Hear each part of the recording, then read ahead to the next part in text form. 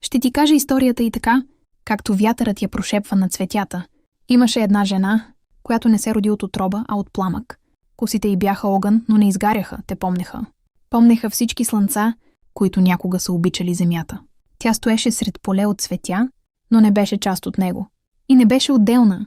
Тя беше онзи дъх между тях, тишината, която кара цветовете да се отворят. Сърцето й беше скрито под пластове, светлина и сянка, като тайна, която сама се е забравила, за да може да бъде открита отново.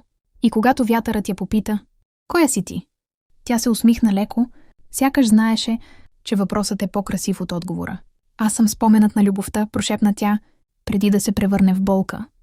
И след като отново стане светлина, цветята около нея се наведоха не от страх, а от разпознаване, защото всяко от тях носеше част от нея, както тя носеше части от всички светове, които някога са били счупени и после събрани отново, по-красиви. Тя не търсеше никого и все пак беше чакана. Не говореше много, но присъствието й беше като песен, която душата си спомня, дори когато умът е забравил. И ако застанеш достатъчно близо до нея, няма да чуеш думи, а ще усетиш как нещо в теб се разтваря, като пъпка, която най-накрая се доверява на светлината. А тя ще те погледне така, сякаш винаги те е познавала.